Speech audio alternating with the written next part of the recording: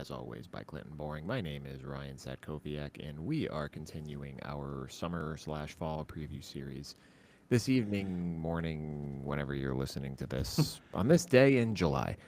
We are now talking the Minnesota Golden Gophers, and for the second time in as many years on this podcast, we are pleased to welcome Ryan Burns from the 24/7 Sports Network to join us to help us break down Minnesota heading into 2025. Ryan, sir, thank you once again for hopping on with us. How are you doing this evening?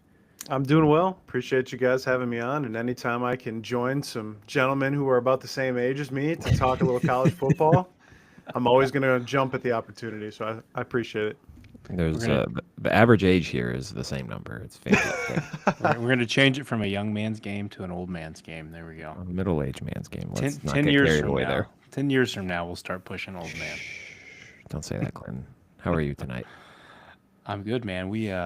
Since I've seen you for the second time today after our Michigan preview earlier, little man, well, not little man, I guess anymore. My 5-year-old is now taking a random interest in tennis today. It's like, Dad, I want to play some tennis. So we played tennis 2 times outside today, and he picked up on it pretty quick, and he drilled me with a couple balls, to say the least. My red mark has since faded on my shoulder, but he got me pretty good on that one, and he thought it was pretty hilarious. So it's been a good, fun, sports-filled afternoon. We're counting down the weeks till flag football starts, so I'm looking forward to that. But for tonight, I'm ready to talk to Mr. Burns here about the Minnesota Golden Gophers. Guys, again, if you're tuning in live tonight, we really appreciate you joining us. You can catch us always live on YouTube for each episode. Just search ITP CFB there. Give us a like and hit subscribe to help us grow the show. You can also find us on your social media platforms of Twitter and Instagram. Just search ITP CFB. And if you can't catch us live, we'll be in your preferred podcast feed each morning after the show. Oh, that was my transition. See, I knew I was going to screw it up the first time. Hey, those mountains blue? It's Inside the Pylon 6-pack of questions. So, Ryan, I don't know if this is your intention or not, but you served as our official Minnesota hype man for the 2024 season, because before we talked to you, I thought that Minnesota was going to stink last year. And then we talked to you, and I'm like, I am hammering the over on their win total. And, I mean, you were spot on with it. It was a good year for the Gophers, and I think the 7-5 regular season did not do them justice with how good of a team they were last year. We're talking 4 or 5 losses were by 7 points or less. They had some heartbreaking losses in the last seconds of games. Nearly took down Penn State. Nearly took down North Carolina. Had a weird, inexcusable loss to Rutgers that I still am struggling to figure out how that one happened. Got ripped off against Michigan. Who can forget that one? But after that season, now I think we're heading into the 9th season of PJ Fleck. How do you feel he has this program positioned heading into 2025 just from the 30,000-foot macro level? Yeah, thanks for taking me down memory lane there from the sloppiest game of the Fleck tenure, which was that North Carolina game. For offense, defense, multiple special teams, kicks missed, including the one at the very end. Every single game last season, I'm going to tell you, it felt like very emotional. Not in terms of, I guess, from my point of view, but just every game was like scintillating down to the final second. I mean, you've already given the synopsis of the season in terms of you have North Carolina, you have the Michigan onside that then resulted in a rule change very quickly after that week. You have games such as, Penn State is going to be one that bothers me for a long time. Minnesota gives the ball back to Penn State down 1 point at home with 6 minutes left, all 3 timeouts, and they never get the ball back, which that's 3 fourth-down conversions for anybody at home wondering how college football playoff semifinalist Penn State found their way into that situation. Yeah, last-second wins against USC, UCLA. You mentioned the Rutgers fourth quarter, or the Rutgers loss, which I'll always remember in terms of that fourth quarter performance from their offensive line was one of the worst I can remember in the Fleck tenure. They just could not protect Brosmer. But then you've also got the other side of the pendulum. They were the only team to go into Champaign and beat Illinois last year.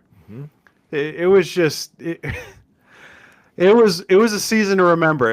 It's 7-5 at the end of the day, but it's, as you boys told me in the pre-production meeting, it's not about the destination, it's about the journey, boys.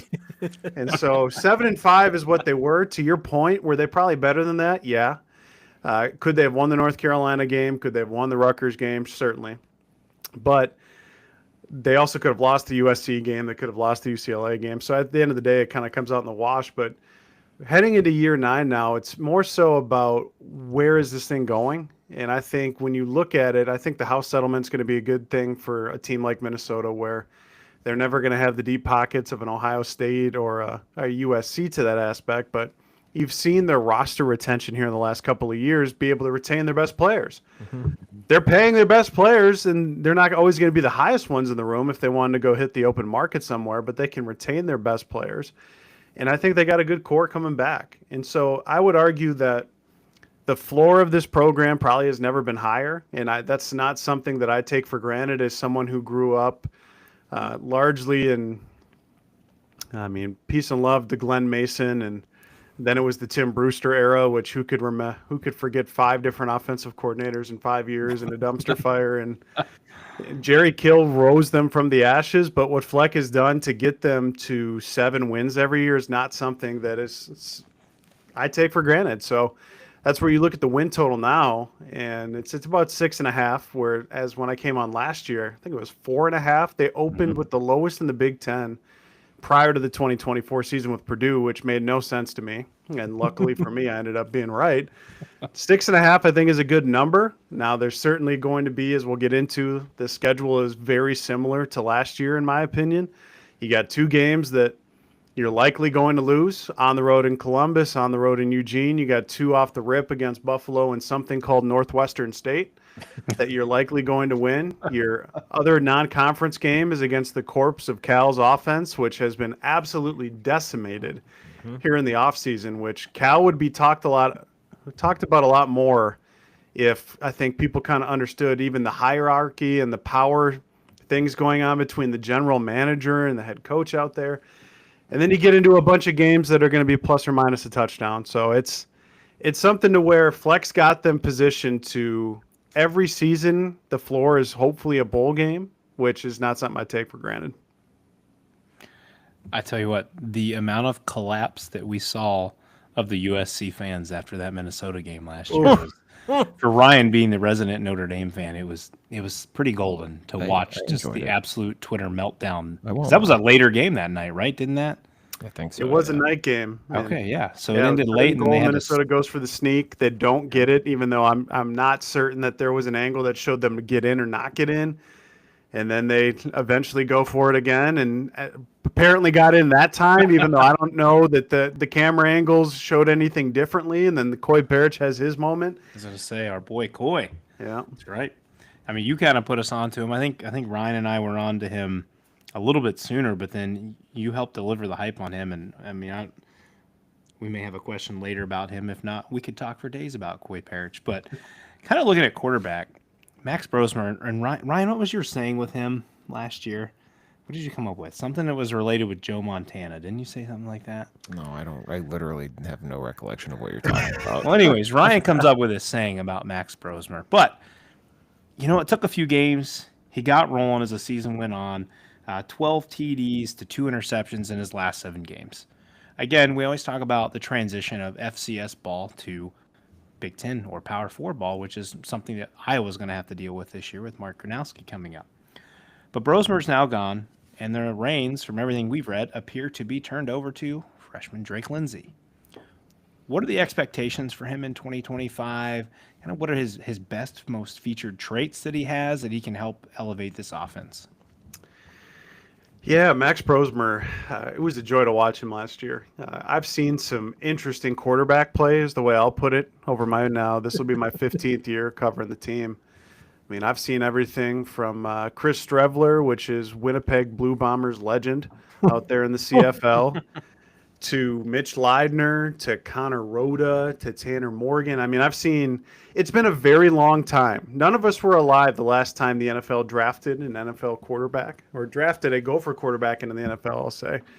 Now, Brosmer's trying to catch on with the Vikings, but other than winning football games, The other part of Max Brosmer's journey last year is when he got here in January, the staff said to him, we think Drake Lindsey's got a shot to be pretty good. And he's a true freshman, and we want you to instill some of those habits on him. And I would tell you this about someone who knows Max Brosmer very well now. I would say the word OCD almost comes to mind, which he's very schedule-oriented, very much putting in as much time as he possibly can. And they were attached at the hip. I remember one of the things after the bowl game, after I watched PJ Fleck take a Duke's Mayo bath, which let me talk to you about the smell of a man who's been standing down on the field for 3-4 hours, and then a Gatorade cooler full of mayo dumped on his head. It's an interesting smell. So as we're in the bowels of the Carolina Panthers Stadium, Brosmer's doing his media afterwards, and there's Drake 10 feet away, just standing there waiting, listening for Max, trying to learn everything he can. Now, I'm not one of those people who can tell you if that means anything, if Drake Lindsey's going to be any good. I would tell you that the staff really believes in him. He has put in exponentially more time in behind the scenes than a previous young starting quarterback in this PJ Fleck era, who's now no longer here. Is that going to translate to success? We'll find out. I mean, I think from game 1 to game 13, he'll get better.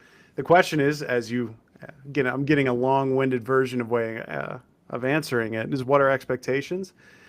If you told me after, I'm going to assume that Minnesota plays in, let's say, the Las Vegas Cheez-Its Bowl, okay?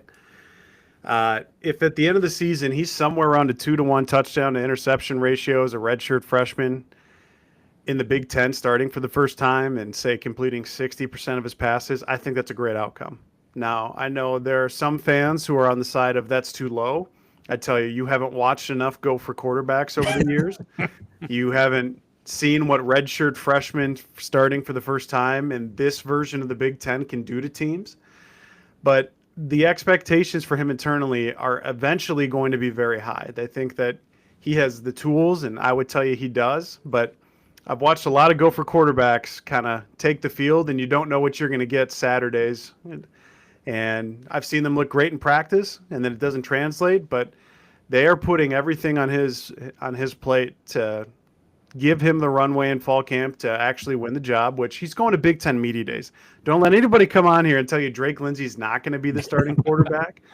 But I think from game 1 to game 13, there'll be highs, there'll be lows, but hopefully by the end of it, we're not having a discussion this time next year of, is Drake Lindsey really the guy? Hopefully the question is he is going to be the guy going into 2026. Well, I like two things about him. One is he's large. That doesn't hurt at all. It's a very big slab of man that is going to be behind center for Minnesota this year. I can confirm as a guy who is 6'4", actually, he is easily 6'5". He looks the part. Nice.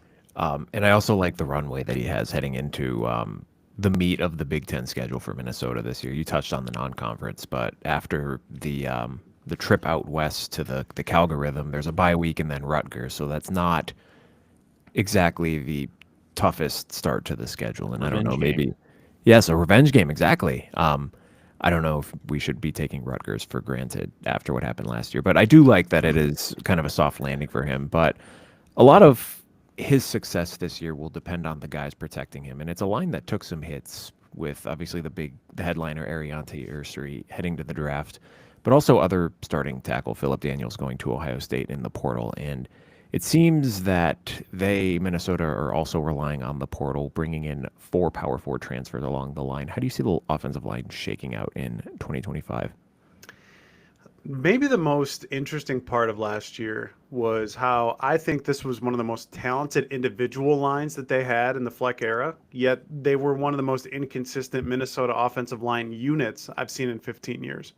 I saw them pound the ball against USC and then struggle to run the ball against UCLA, pound the ball down the throat of Illinois in Champaign, and then absolutely get blown up by Rutgers. I didn't understand it, and that's one of the most perplexing things of last year was why couldn't they gel as a unit? Because between Ariante Ursary, Tyler Cooper, and Quinn Carroll, 3 guys who graduated heading here into 2025, Ursary is second-round draft pick of the Houston Texans, they combined to start over 100 games at the collegiate level. I mean, they were very experienced. They were gifted. They just couldn't put it together from week to week, month to month, and I don't know why. And now you're going to be looking at an offensive line that's likely, and I say this and I know people push back against it, they'll have 5 new starters. Now, you will still return guys such as Ashton Beers, who started games at right guard, but he's going to be moving to center full-time here in 2025. You'll have your starting center from last year be moving to left guard full-time. And then you're either going to be relying on a redshirt freshman in Nathan Roy. You mentioned that Philip Daniels, their starter at right tackle for the last month of the season, is now at Ohio State. They also lost a depth piece to Northwestern. So they are going to be kind of putting this thing together. Now, I think internally they would tell you they feel better about the unit in terms of how they looked in the spring compared to how last year's unit looked in the spring. I tell them that's great. I hear what you say, but I trust what you do. So I think with Darius Taylor and some of the other pieces they have there, they're going to be old up front. I mean, to your point, they are going to be likely starting guys such as Marcellus Marshall, who has started 40-plus games at the Group of 5 level. Dylan Ray from Kentucky is likely going to be your starter at right tackle potentially. You also have Khalid Tafai coming in from Washington, who started multiple games as a redshirt freshman for them at left tackle last year. They're going to be more athletic, but the question is, as you have, I still have it myself, can they protect Drake Lindsey? Can they open up holes for Darius Taylor, A.J. Turner, Cam Davis? Because so much of this with Drake Lindsey goes to his offensive line in terms of what does anybody, so say such as the Vikings with J.J. McCarthy, I mean, they want to lean heavily on the run game. It's what you want to do with any young quarterback, but you have to have an offensive line be able to do that. So I would tell you internally, I think they're optimistic that they're going to be able to do that even with all these new moving pieces. But to your guys' point, it's not exactly murderer's row for the first month for them to be able to figure out who are their best 5. Maybe they do some rotating along the offensive line. That wouldn't shock me, because by the time you come to October, you need to have your S together. And because it's going to get pretty daunting pretty quick. But the nice part is you got your 3 non-con games. Then you have a bye week to prepare for the revenge game that is Greg Schiano, Kirk Shiraka, and Nathan Kaliakmanis. So long-winded answer to say they believe that it's going to be better, but I would tell you, let's see what this thing looks like, especially when they head out to Berkeley. How much of a surprise was the Philip Daniels move to Ohio State? And for just an update from everything I'm getting on the Ohio State end, Daniels is not expected to start right now. He came here to be right tackle. He is not expected. Austin Sarabeld is supposed to be their right tackle. So do you have any insight on kind of what led to him leaving? Like, obviously, I'm sure there was some money there. I believe he's from Cincinnati. Yeah. But just in a spot where it felt like he was going to have a guaranteed starting spot with Minnesota, and maybe not guaranteed, but you guys still earn it, to then go to Ohio State and it be more 50-50, like, that's kind of curious to me. Yeah, I think if the expectations that Ohio State had when they took him out of the portal was he was going to be a plug-and-play right tackle, then they had misevaluated him, because there's a reason as a redshirt freshman he didn't start initially here this past fall. I think he's an incredibly gifted player. I just think he needs another year or two of strength and development there. Now, that doesn't surprise me that Ohio State is probably, and they were very active in the spring portal period with offensive linemen. You know it better than I do. But Philip Daniels, to me, was never going to be a plug-and-play for Ohio State at tackle. I thought that was a reach. Now, why did he go to Ohio State? Maybe there were some conversations behind the scenes from people in Columbus to people in Cincinnati about, we would love you to come back to Ohio, and here is, I wouldn't say a McDonald's bag, but there was some transactions going on, of which I think he just wanted to, at the end of the day, be closer to home. And if he can do that at Ohio State for an Ohio kid, I don't have to tell you, that's a dream for somebody. But that does not surprise me in the least bit to hear that he isn't considered the starter at right tackle, at least as we're about 2 months out from the season. Yeah. And they start fall camps on July 31st. So something could change. I mean, in time, but thus far through spring and this point. And I know his parents have a close relationship with Paris Johnson's mom, and Paris Johnson, I think I heard, was a little bit in his ear. So I just found that very interesting to see. And then obviously, as a Bengals fan, I was kind of hoping Ursary would end up on the Bengals, but we didn't quite get that blessing there, because he looked, from our guy, draft guy Jared, feasible to play tackle or guard at the next level. And if you ever watch the Bengals on Sunday, you notice Joe Burrow ends up on his back a lot because no one can block for him. So I would have taken any of the beef they could have had. So between your Cincinnati love and Ryan's Notre Dame love, the Al Golden love specifically must just be through the roof here. We are an Al Golden podcast. I had contemplated changing the name of it, but we already had the stickers printed, so that would have. So the kicker for that one was Ryan Burns, not Ryan, my Ryan. We came on this podcast. Was it before semifinals, whatever it was? I was like, Ryan, the Bengals are about to take your defensive coordinator. And he's like, no, they're not. He's not leaving. Why would he leave to go there? I'm like, dude, I'm telling you right now, he still has a house in Cincinnati. He is their number one target. He will be the Bengals defensive coordinator. And he refused to believe me until that report came out. And I was like, I told you, dude. Like, I get it. I have a lot of faith in him. He took some changes in Notre Dame's defense last year with injuries and got them to a national championship. I'm really hopeful he can do what Lou Anarumo couldn't do and get some development out of his young guys. We'll see. But right now, I'm on the Al Golden hype train. See me in December, and I'll let you know how I'm thinking about that new defensive hire. We are an Al Golden podcast. I love this for us. Yes. It's going on the resume. We mentioned Darius Taylor, Ryan, and when he's been healthy, he has been electric. But this feels kind of like a similar conversation that we had a year ago. The health is still kind of a question mark with him. He did finish strong in 2024. He had 100 yards in 3 of the last 5 games, but the Gophers also went heavy in the portal, and you mentioned AJ Turner, who had a really good year at Marshall last year. What exactly is the plan for the backfield this year? Is it going to be a by committee approach? Is it still going to be, you know what, as long as Darius Taylor is healthy, he's going to get the lion's share of the carries? How do you see this playing out? Yeah, Darius Taylor. Well, I'm just glad that I get to talk about Darius Taylor, the player, not Darius Taylor going to Michigan. That fans have told me is going to happen now 3 straight off seasons. Now, I will say that your Michigan connection there is Jaden Everett, who is now Minnesota's running back coach. He was Michigan's number 2 assistant running back coach last year. So I guess Darius Taylor is now technically playing for someone who was a quote-unquote Michigan man last year, but he is still donning the maroon and gold here as we're about 7 weeks out. So Darius, it was unfortunate. I know PJ Fleck wasn't too thrilled. With the media gets to attend a couple of practices during fall camp.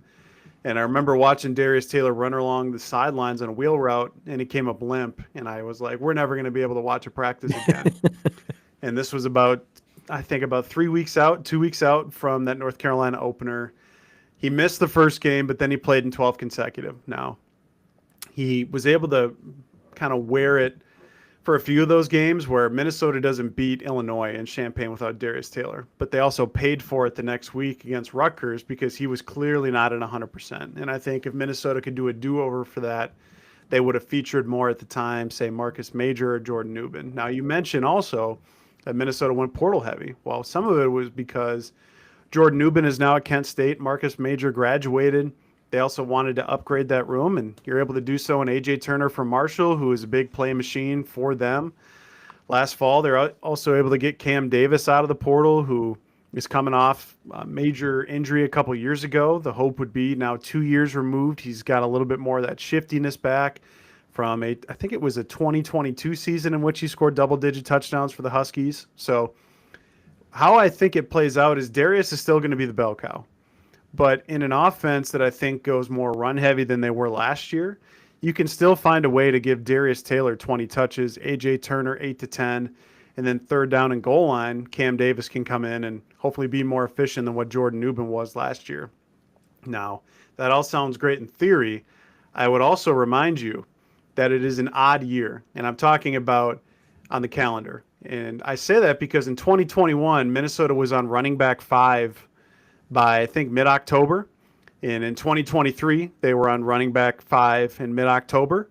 Oh, boy. So I really hope that this is the year they break the curse. But I don't know if they went portal heavy necessarily just to kind of supplement Darius Taylor, or they know the curse that is the angry running back god of Gopher running back lore on odd years. Because that's how Bucky Irving and Kai Thomas got their – I mean, that's how Bucky Irving got started here. was because he had to. They were in running back 5 as a true freshman. And Bucky obviously now excelling for the Tampa Bay Buccaneers, but I think Darius Taylor is still in line to, if he has the season that he wants to, which say at the end of the season, if Darius Taylor rushes for 1,200 yards and catches, I mean, last year he caught 54 passes, which I don't know where you guys stand on the, I think checkdowns are a quarterback stat, not necessarily a system stat. Again, I think of Drew Brees over the years, just always checking it down to whoever he had at the time. I don't know if Drake Lindsey is going to be as check down heavy as Max Brosmer was, but if Darius can put up 1,200 yards, I think there's a good chance he's probably going to leave early, which I tell this to Gopher fans all the time who don't want to hear that. If Darius Taylor is leaving early, that probably means your football team won a lot of football games. So Darius Taylor thriving means your football team thrives, which then down the line. So I still think there's a lot of things for Darius, and I talked to him about his injuries here over the offseason. Taking care of his body is something that he knows had to become more serious, and he was more serious before last year, and he's trying to take it to another level here in 2025. But again, we'll see what the angry running back god has to say about the Gophers' tailback room. What about 2019? Wasn't 2019 the real big Fleck year that came down to the Wisconsin game, right? End of season. Were they 10-2 that year? They were. A knockoff of Penn State, I believe. They were, and that's where at that season they actually rotated 3 different backs. It was a young Mo Ibrahim, which, yes, again, one of the best tailbacks that I'll ever watch in terms of making the first man miss and turn a 1-yard gain into 5 or 6. They had Rodney Smith, who got a cup of coffee with the Carolina Panthers, Shannon Brooks. I think each one of them dealt with injuries at some point, but yeah, I'm telling you, it's an odd year. We'll see what the angry running back god has to say. If Mo wouldn't have popped that Achilles against Ohio State a few years back, they would have had an upset win over Ohio State on an opening Thursday night. I know. That would have been capped. I'll never forget watching that play come into the near sideline, and he just goes down and he just looks dejected. And the entire, as you know, the air just went out of the stadium. Ohio State seized the momentum, and they never looked back. But yeah, Ohio State could not stop Mo Ibrahim for the life of them that night. No, that was spitting rain for a decent amount of that game too, wasn't it? Yes. I remember correctly. There was a lot of talk because it was Stroud's first start. Oh, he can't throw the ball. He's overthrown. He still threw for like 300 and something yards. You know how Ohio State fans are. They can't be pleased with anything. Anyways, now let's flip to the other side. To the defensive side. Minnesota's had one of the best defenses in the country last season, both scoring and in total defense. But now they got to replace a defensive coordinator again, who left for the same job somewhere else. We see Danny Collins is setting in to take over as defensive pass game coordinator for someone who's been exceptional under his tutelage. Do you see any major schematic shakeups for this defense, and how do you envision him deploying the 2 fun chess pieces of Coy Parrish and Kerry Brown? I love me some Kerry Brown love on this podcast because I don't think enough people talk about the impact that he made. Yeah, Coy had all the interceptions and had some very timely, key game-changing moments. I'm not taking away anything from the kid from Esco, but Kerry Brown's emergence last season was also one of the ones where, I mean, he was Big Ten Freshman of the Week, had a 2-pick game back in September, had some huge breakups and tackles in massive moments and a lot of key wins. But schematically, I don't think they're going to look much different at all. Because if Danny Collins, who is a 33-year-old, by the way. Oh, yeah. Because we can't get away from that. I believe what a number right now. I know. I think he's the 3rd youngest Power 4 defensive coordinator behind Florida's guy, and I forget I think Purdue's guy. So now that we all get to feel old because there's Big Ten defensive coordinators the same age as us, what are we doing with our lives? That's a great question. I mean, we're having a lovely time here tonight, in my opinion, anyway. Schematically, there's still going to be a 4-2-5, but the question is they're replacing a lot of talented players. Like Ja Joyner and Danny Strighouse started 60-plus games for them. Cody Lindenberg was an NFL draft pick at linebacker, first team All-Big Ten. Justin Wally was tremendous for them for 4 years, 3rd-round draft pick of the Indianapolis Colts. Ethan Robinson was very good for them. Jack Henderson started for 3 years in the nickel. They have to replace a lot. And not only did they get broke boyed, to your point, by Miami, who comes in for Corey Heatherman after 3 weeks, but prior to that, he signed an extension, by the way. Love that for Minnesota fans after Joe Rossi then that previous offseason took the Michigan State job. Yeah, I'm not bitter about any of that in terms of covering. I just want somebody to stay here, be able to build a relationship with the coordinator, but what do I know? Right. So the question to me comes down to, as good as Coy Parrish is and as good as Kerry Brown is, if you want a hot take tonight, I don't think either of the two of them should be the most, say, NCAA 26 ratings. I don't think they should be the highest rated defensive player. I think it should be Anthony Smith. Okay. And Anthony Smith just had one of the quietest 11 tackle for loss seasons by a Big Ten player you'll find, which I'd be gobsmacked if that young man didn't end up on an all Big Ten team this upcoming fall. Minnesota has a streak going. I think it's 5 or 6 straight drafts with a first or a second round draft pick. Mm-hmm. Now that's something that for Ohio State fans is very normal. For Minnesota fans, it is very not. Like that does not happen here. And if Anthony continues to excel the way that he has, I think he's going to find his way into that discussion in this next NFL draft because he looks the part of all the creatures that roam around on the defensive lines at Ohio State, Michigan, Penn State. He's from Pennsylvania originally.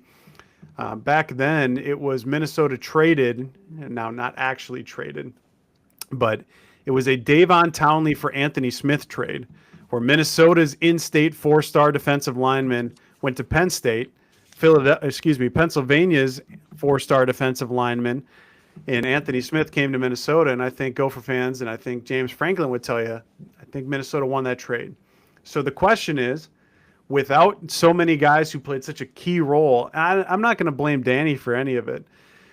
I think they're going to take a step back. I don't think they're going to be a top 10 to 15 defense. Now, I still think they can be top 30, but a lot of it comes down to, can you have difference makers at linebacker to replace Cody Lindenberg, who did so much for them? How is your pass rush? Because Strigow and Joyner did a lot for them. Anthony Smith can't do everything. Now, they have some guys like Jackson Howard who have prospect pedigree that need to step up and take the next step.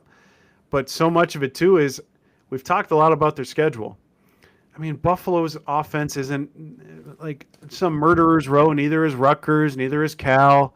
Like, they get to be eased into the Danny Collins tenure defensively to say, what do they have in the first month? Who can play? Who's ready to play? But I think a top 30 defense in his first year, considering the offenses that they face aren't exactly a gauntlet outside of Ohio State and Oregon on the road, which Godspeed to anybody who goes into those places at this stage. But in those 10 other games, they need to be competitive. Well, if you listen to Paul Feinbaum on the nation's birthday last week. Stop it. Ohio State's nothing to buy in on, right? You know, he's got to get his ESPN. Didn't he also say something about like Arch Manning is the best college quarterback since Tim Tebow or something? Sure did. Yes. Sure did. Interesting. Talk about a kiss-ass job. I think the game in Columbus is going to be phenomenal, but ESPN's going to have to do a complete 360 if he comes in here and craps his pants. Sorry, 180, not 360. 180. He comes in and craps his pants in Columbus on August 30th. That'll be interesting. Before we get to Ryan's last question here, I want to talk about Coy Parrish. He is a superstar. Ohio State, and I'm sure others in his recruitment cycle, were hot after him. He's a Minnesota boy. If he has another big season this year, what percent likelihood could you give it now that we could see him potentially going somewhere else in the transfer portal with big bag of money sitting there? Just thoughts on that? I'd be very surprised. Coy Parrish is such a unique case here in the state of Minnesota, especially in this NIL era, where I don't know that I've seen, especially now that jerseys are becoming more and more popular at the college level and these kids can benefit off it. There are Coy Parrish jerseys everywhere. Anytime you go to anything Gopher related, there's a number 3 jersey. Nice. And I think a lot of these Minnesota kids look and see that the kid from Esco stayed home. When Ryan Day flew into Duluth International Airport, which is the first time I think I've ever heard of an Ohio State head coach flying into Duluth, Minnesota, of all places, the Friday before signing day to try and get him to come be a Buckeye, and then for him to tell them no, to stay at Minnesota and then stay over the offseason because he had a lot of money thrown at him again. He has a big following here for obvious reasons. He's got a lot of family that comes down to games. Now, if Minnesota goes 3-9 and the kid says he wants to go win for potentially his last season if he's going to go out early, sure, I could see it. But I would also tell you it's not going to be about the money because I think Minnesota understands the value both on the field and in just general perception of what Coy Parrish means to the Gopher football program. He's got the split jersey during the spring, of which I tell your listeners, I don't think he's going to be the next Travis Hunter. I think he can still touch the ball every single game on offense in a different way, but you're not going to see him get 10 targets a game on offense. I would love for him to be the first guy since, I think, FDR to return a touchdown for Minnesota in the return game. It's been since, I think, 2018 since they've had that. Yeah. And Coy's second team All Big Ten returner.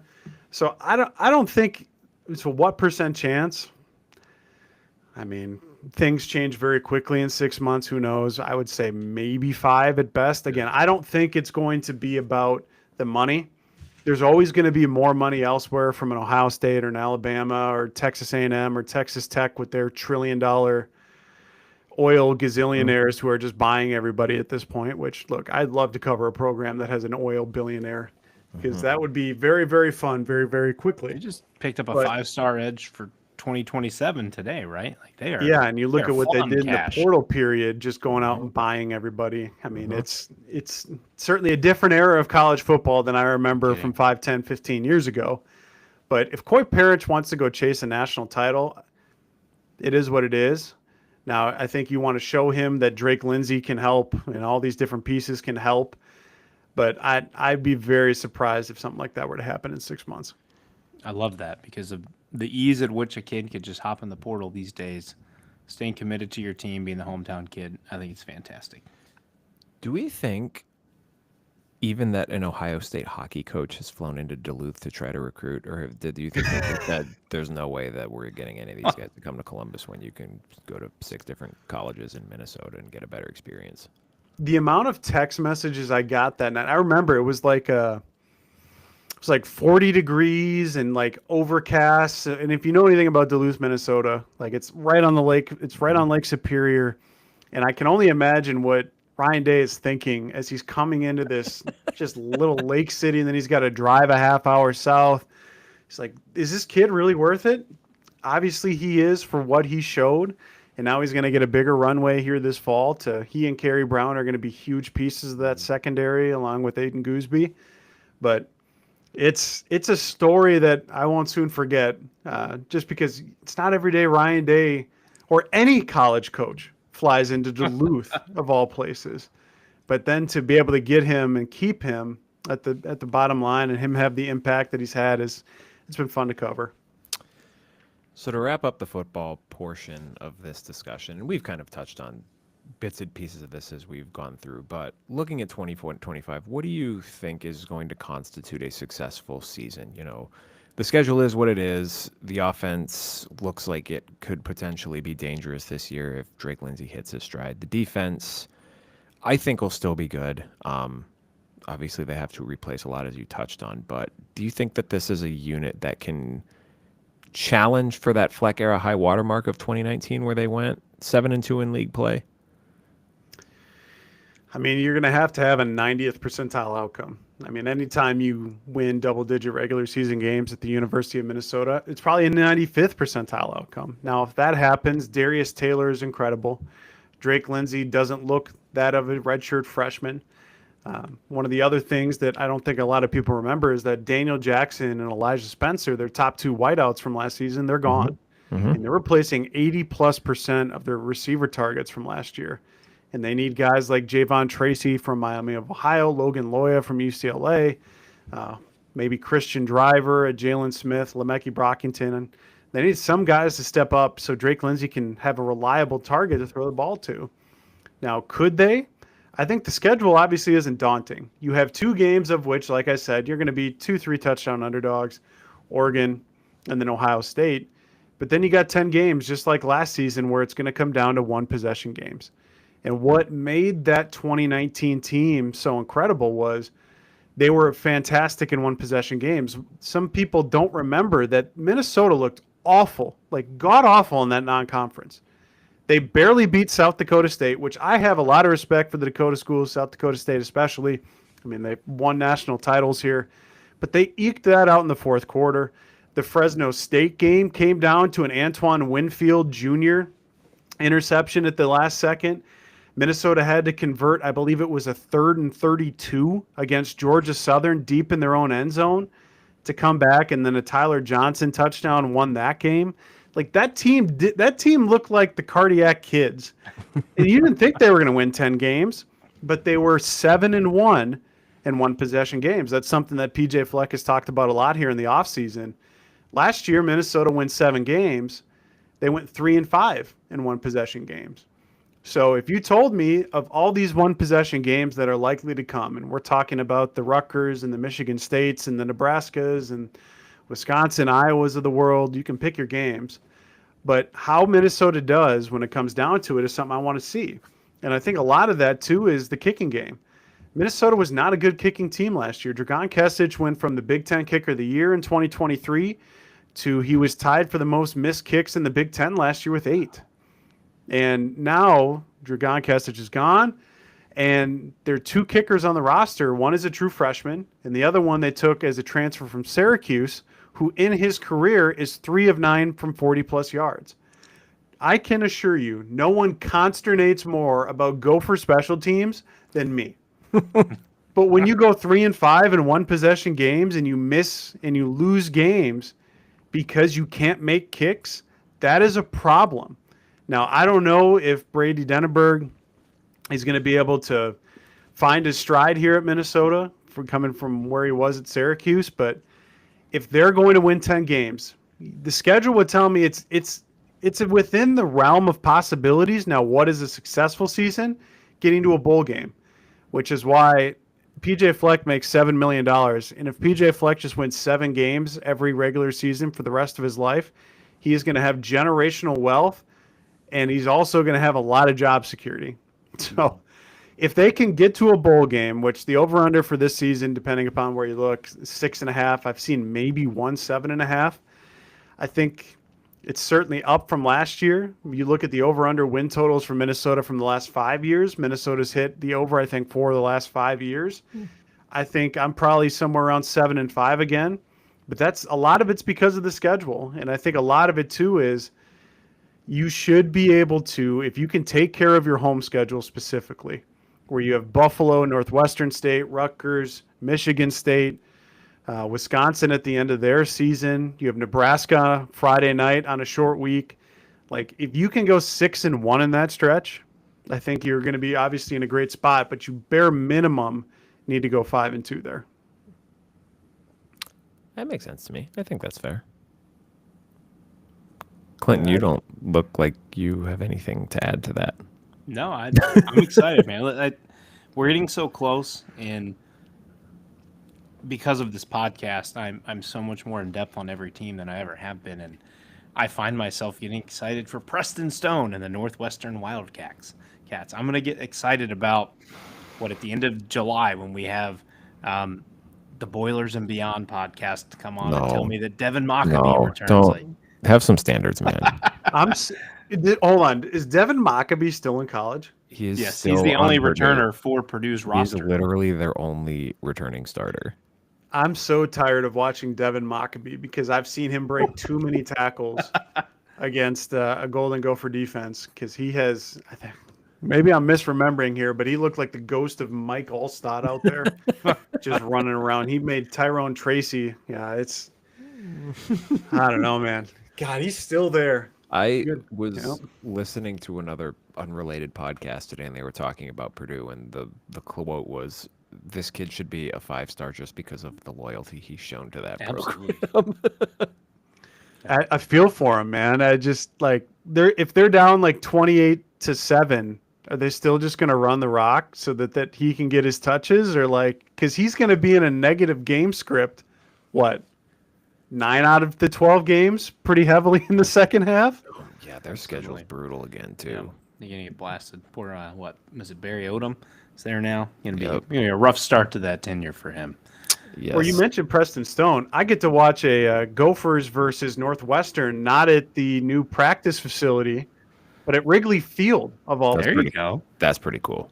Yeah, so I've seen a couple of games in Major League Baseball stadiums before, but it's not. I think it's not going to hit the same knowing that the Northwest wind that's going to become galing down Lake Michigan isn't going to take out the forward pass as much. Now, I don't pretend to know how the wind hits in Wrigley Field. I know it obviously can be very dire in there, but it'll be a unique experience for all of us in November. It cannot be as bad as the first time they played a bowl game there, and like 15 minutes into the game, they're like, "Yeah, we can only go one way because the one end zone is too dangerous. It's too close to the ivy." I don't remember. And look, I love the novelty of it, or just, I mean, I've seen some bowl games in baseball stadiums, which I'm good on that from now on. But to see Northwestern versus Minnesota at Wrigley in November is going to be fun. Can we just figure out the logistics prior to it? And I think we have to an extent now, but I hear what you're saying, from one Ryan to another. Yes. Absolutely. On campus only, although I guess it's a unique circumstance. Before we let you get out of here, Ryan, let refresh our listeners who may have listened to us last year and may not have listened to us since, or maybe they did, where they can find your work.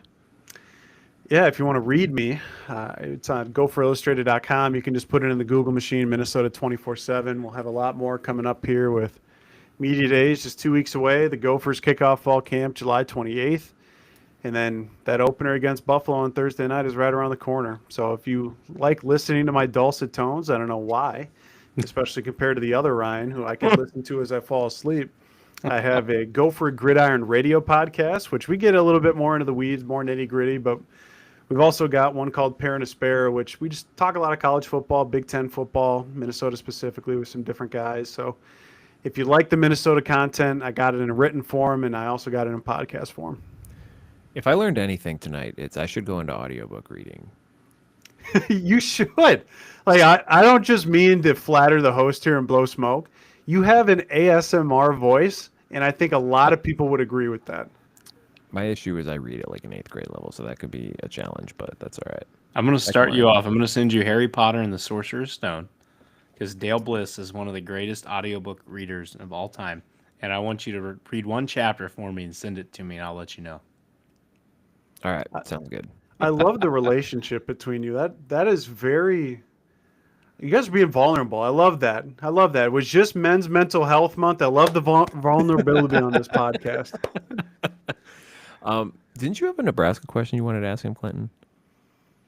Oh, I was just going to say, last year, right before we had our guy Redcast Rob on, Yep. we had Wisconsin at that time, and he came up with a pretty witty question for us to ask him on the next show. Do you have anything that was kind of a stressor for him, because it was a running back who I think pretty much dominated It was them. like a Monty Ball question. Yeah, and he was still running, is what Rob's joke was when we got on the show. So do you have any fun Minnesota to Nebraska comments for him that we can deliver on Wednesday? Well, I'd have you ask him, is this the year that Nebraska finally gets over the hump against PJ Fleck? Because Fleck has had their number for essentially his entire tenure here. And I know no one wins the offseason like the Nebraska Cornhuskers. I'm well aware of that. And I've already seen the odds for Dylan Raiola and the Heisman Trophy, of which, look, I'm not here to tell you I think Nebraska is going to be a slouch. I think it's great they finally got to a bowl game last year for that program. But listing Dylan Raiola, for those of you listening and not watching, I'm rubbing my temples. I think we're at least a year away from any of that. So I would just love to hear him. What are realistic expectations? Because I think if they just get to another bowl game, look, I understand they pour tens of millions of dollars into that program, and their return on investment hasn't been there. And I feel for that fan base. But I'm also tired of watching it from January until August. And it's like, here we go, top 25, January 1st bowl. And I'm like, didn't you play in the Wasabi Bowl and everybody was thrilled about it? Like, again, I think they make a bowl game, but let's be realistic here. That's all I have to say. Hey, I love Patrick how- Mahomes, man. Patrick Mahomes Jr. I love how goofy college football is that if you played that audio clip for an uninitiated person, they'd be like, what is a wasabi bowl? But here I am sitting knowing that that is an actual legitimate bowl game. That's Listen, I'm just here to say so the fun. Pop-Tarts Bowl should be the national championship. That'd be fun. How dare you not want to watch Ryan Day take a Gatorade cooler of Duke's Mayo Chipotle edition? Oh. How dare you not want to have Duke's Mayo in their mascot? I don't know, man. I did love the year the OU won the Idaho Potato Bowl and you got French fries dumped on you. Now that's my kind of bowl game. Look, I know I'm the Minnesota guy. I'm the Paul Bunyan man. I'd love to go to Idaho for a bowl game. What's the difference for me? December in Minnesota versus December in Idaho? Nothing. It's just cold. It's just cold. Yeah. All right, everyone. That was Ryan Burns from Gopher Illustrated on the 24/7 Sports Network. Thank you, everyone who tuned in tonight, and thank you, everyone who will listen to this when I drop the episode on Wednesday, probably. I don't know. I'll figure it out. We'll be back with you guys live Wednesday night for our third and final episode of the week, talking the Nebraska Cornhuskers with Redcast Rob, who's probably been on the show 900 times before, so you guys know him by now. Thanks, everyone, for tuning in again. We will talk to you later this week. Appreciate you guys.